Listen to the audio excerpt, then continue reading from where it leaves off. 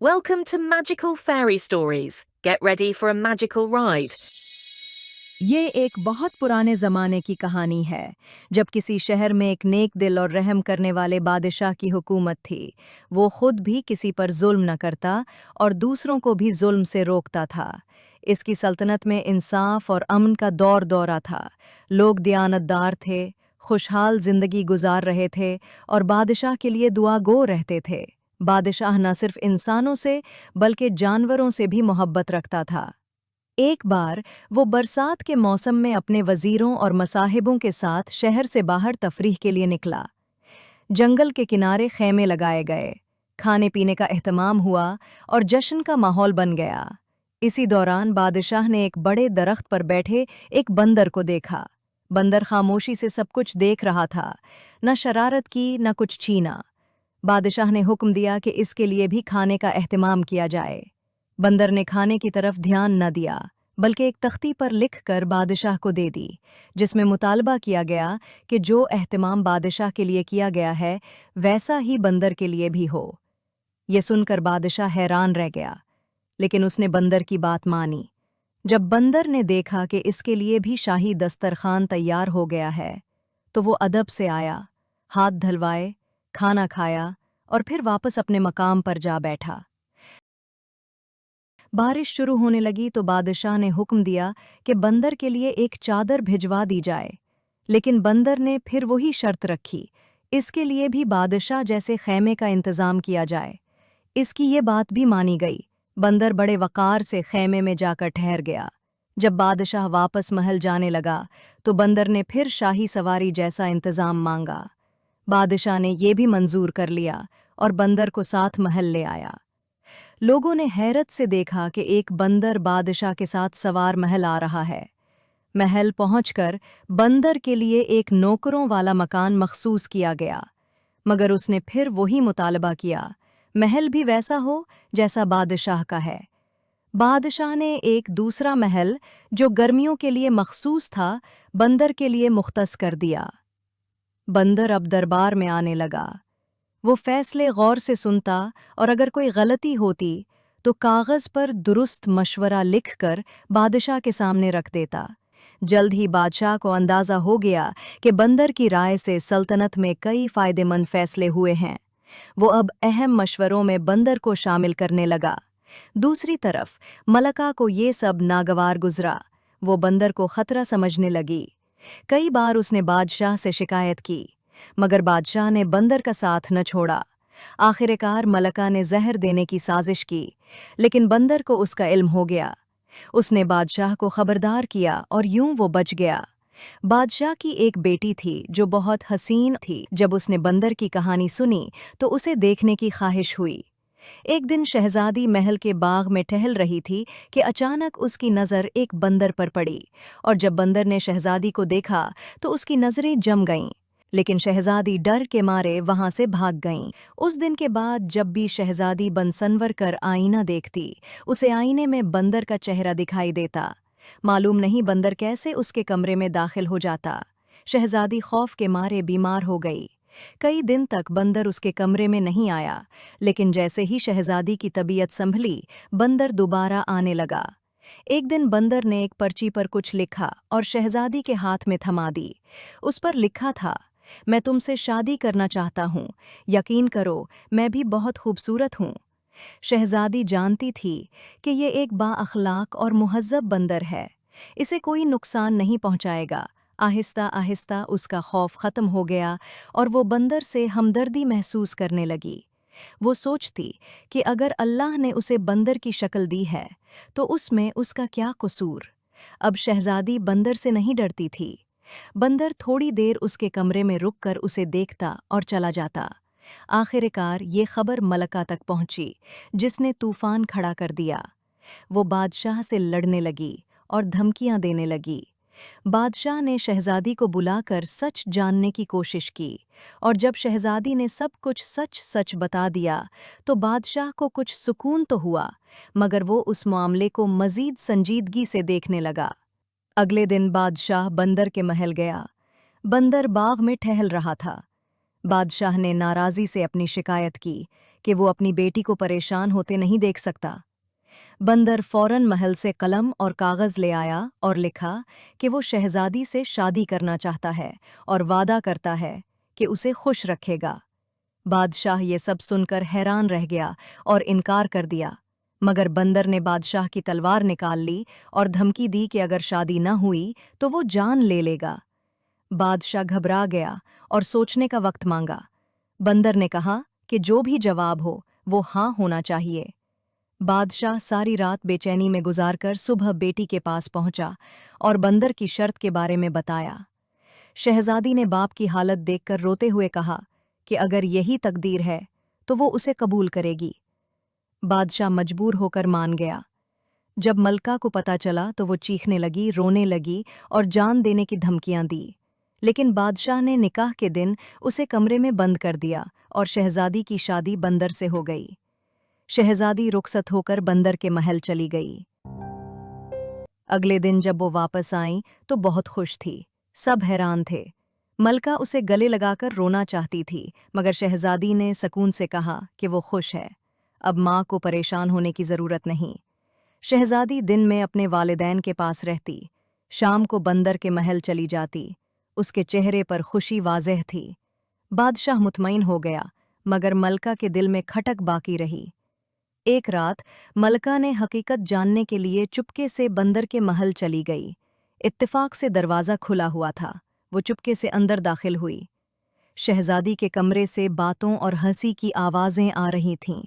अंदर झांका तो मलका हैरान रह गई। वहां एक खूबसूरत शहजादा बैठा था। पलटने लगी तो उसे कमरे के कोने में बंदर की खाल पड़ी हुई दिखाई दी। उसने सोचा, अगर ये खाल जला दी जाए तो शहजादा हमेशा इंसान ही रहेगा। वो खाल लेकर महल आई और उसे जला दिया। उधर शहजादा दर्द से तड़पने लगा और फिर अचानक गायब हो गया। शहजादी परेशान होकर पहुंची तो देखा खाल जल चुकी है। वो फरियाद करने लगी, माँ से शिकवा किया कि उसने उसका घर उजाड़ दिया। मलका शर्मिंदा हुई, मगर अब कुछ न हो सकता था। बादशाह ने सिपाही भेजे, मगर शहजादे का कुछ पता न चला। शहजादी गम में डूब गई, न कुछ खाती न बोलती, बस खामोशी से वक्त गुजारने लगी। चंद दिन बाद वो चुपचाप घर से निकली और जंगलों में शौहर की तलाश में निकल पड़ी। एक रात एक दरख्त के नीचे बैठी हुई थी कि ऊपर से चकोर और चकोरी की बातें सुने। चकोर कह रहा था कि एक शहर का शहजादा सख्त बीमार है, उसके जिस्म पर आबले हैं, कोई दवा काम नहीं कर रही। चकोरी ने पूछा, इलाज किया है? चकोर ने कहा, सिर्फ बाबूना की जड़ी बूटी और संदल 40 दिन लगाई जाए तो शिफा मुमकिन है। शहजादी ने सब बातें सुन लीं। सुबह होते ही जंगल से बाबूना इकट्ठा किया, नकाब पहना और मशरिक की तरफ चल पड़ी। कुछ दूर जाकर एक शहर आया जो सोग में डूबा हुआ था। मालूम हुआ कि वहाँ का शहजादा करीबल मर्ग है। शहजादी ने दवा के सामान खरीदे और शाही महल जा पहुंची। दरबान से कहा कि वो पहाड़ों से आई एक दरवेश तबीब है और शहजादे का इलाज कर सकती है। जब बादशाह को पता चला कि एक नौजवान लड़की शहजादे का इलाज करना चाहती है तो उसने फौरन उसे बुलवा भेजा। वो हर उस शख्स को मौका देने को तैयार था जो शहजादे की सेहत की उम्मीद दिला सके, मगर जब उसने लड़की को देखा तो हैरत में पड़ गया। इतने बड़े बड़े तबीब नाकाम हो चुके थे, अब एक लड़की क्या कर सकती थी? लड़की ने वादा किया कि अगर 40 दिन में शहजादा ठीक न हुआ तो उसे चोर की तरह सज़ा दी जाए। बादशाह ने इजाज़त दे दी और हुक्म दिया कि उसे शहजादे के कमरे के साथ वाला कमरा दे दिया जाए ताकि वो दिन रात खिदमत कर सके। लड़की, जो असल में शहजादी थी, जब शहजादे के पास पहुंची तो उसकी हालत देखकर दिल भर आया। अपने कमरे में जाकर संदल और बाबूना को पीसकर एक लीप तैयार किया। फिर निहायत मोहब्बत और एहतमाम से शहजादे के ज़ख्म साफ किए और अल्लाह का नाम लेकर लीप लगा दिया। पहली ही रात शहजादे को सुकून मिला और कई दिन बाद उसकी आंख लगी। बादशाह को खबर मिली तो उसने शुक्र अदा किया और तबीब लड़की की हर ज़रूरत पूरी करने का हुक्म दिया। शहजादी ने अपनी नींद, आराम सब कुर्बान कर दिए। नरम ग़िज़ा, सफाई, दवा सब कुछ दिल से किया। कुछ दिनों में शहजादे को होश आने लगा। वो लड़की की आवाज़ और अंदाज को कुछ पहचानने लगा, मगर साफ पहचान न पाया। 40 दिन मुकम्मल हुए और शहजादा बिल्कुल ठीक हो चुका था। پھر ایک دن لڑکی نے شہزادے سے اس کی انگوٹھی مانگی، آخری بار لیپ لگایا اور خاموشی سے محل چھوڑ کر اپنے شہر روانہ ہو گئی۔ محل میں جشن کی تیاریاں ہونے لگیں، مگر طبیب لڑکی کا کہیں نام و نشان نہ تھا۔ سب حیران تھے کہ وہ کون تھی، نہ کچھ مانگا نہ انعام، بس چلی گئی۔ بادشاہ نے دل سے کہا کہ وہ یقیناً اللہ کا بھیجا ہوا فرشتہ تھی۔ کچھ عرصے بعد جب شہزادہ مکمل تندرست ہو گیا تو اسے اپنی دلہن شہزادی کی یاد آئی۔ وہ جانتا تھا کہ اس کی سانس نے ہی اسے نقصان پہنچایا تھا، مگر کسی سے کچھ نہ کہا۔ ایک دن اس نے شکار کے بہانے اپنے سسرال کا رخ کیا۔ شاہی لباس اور فوج کے ساتھ جب وہ محل پہنچا تو استقبال بڑے احترام سے ہوا۔ بوڑھے بادشاہ نے مہمان کو دیکھ کر پہچانا نہیں، کیونکہ شہزادہ اب بندر نہیں بلکہ اپنی اصلی حالت میں تھا۔ شہزادے نے خود کو ظاہر کیا اور کہا کہ وہی بندر ہے جس سے ان کی بیٹی کی شادی ہوئی تھی۔ بوڑھا بادشاہ حیران رہ گیا، مگر اسے اپنی بیٹی کا دکھ یاد آیا جو اس دن کے بعد تنہا رہنے لگی تھی۔ شہزادہ اندر گیا، جہاں شہزادی خاموش، مرجھائے چہرے کے ساتھ بیٹھی تھی۔ جب اس نے شہزادے کو دیکھا تو پہلے یقین نہ آیا۔ پھر شہزادے نے ساری بات بتائی کہ کیسے وہ بیمار ہو گیا تھا اور کیسے ایک طبیب اس کی دن رات خدمت کرتا رہا۔ شہزادی نے حیرت سے انگوٹھی دکھائی۔ شہزادہ چونک اٹھا۔ پھر جب اسے پتہ چلا کہ وہی طبیب، وہی خدمت گزار لڑکی دراصل اس کی اپنی بیوی تھی، تو اس کی خوشی کی انتہا نہ رہی۔ شہزادی نے بتایا کہ اس کی ماں نے برا نہیں چاہا تھا، وہ صرف یہ چاہتی تھیں کہ اگر بندر کی کھال ختم ہو جائے تو شہزادہ ہمیشہ انسان ہی رہے۔ اگر شہزادہ سچ بتا دیتا تو وہ خود اس کی کھال کی حفاظت کرتی۔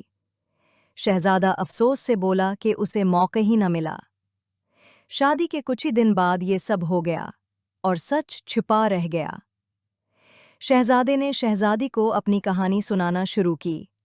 اس نے بتایا کہ وہ بھی ایک بادشاہ کا اکلوتا بیٹا ہے۔ اس کی زندگی شکار، سیر و تفریح میں گزرتی تھی۔ 1 سال پہلے کی بات ہے، وہ اپنے مصاحبوں کے ساتھ شکار پر نکلا۔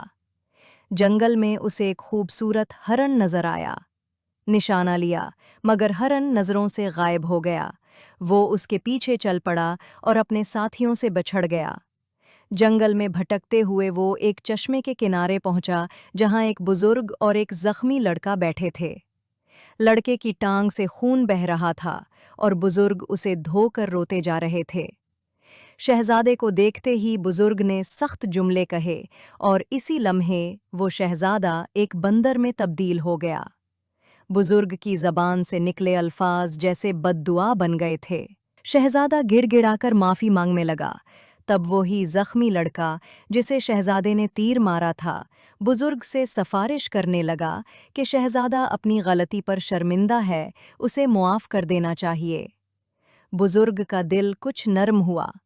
انہوں نے بد دعا مکمل طور پر واپس تو نہ لی، مگر شرط رکھی کہ 1 سال تک شہزادہ بندر ہی رہے گا۔ اگر اس مدت میں کوئی لڑکی اس پر رحم کھا کر اس سے شادی کر لے تو وہ اپنی اصل صورت میں واپس آ جائے گا، لیکن صرف اپنی بیوی کے سامنے۔ شہزادہ جنگلوں میں بھٹکنے لگا۔ اپنے ملک واپس جانا ممکن نہ تھا۔ 6 مہینے یوں ہی گزر گئے۔ ایک دن شہزادی کے والد شکار کے لیے اس علاقے میں آئے۔ انہوں نے بندر پر رحم کھایا اور اپنے ساتھ محل لے آئے۔ باقی سب شہزادی کو معلوم ہی تھا۔ شہزادہ اپنی کہانی سنا ہی رہا تھا کہ شہزادی کے والدین کمرے میں آ گئے۔ ملکہ نے اپنی غلطی پر معافی مانگی اور بادشاہ نے اعلان کیا کہ چونکہ ان کا کوئی بیٹا نہیں، اب وہی شہزادہ ان کا بیٹا ہے اور وہی ان کی سلطنت سنبھالے گا۔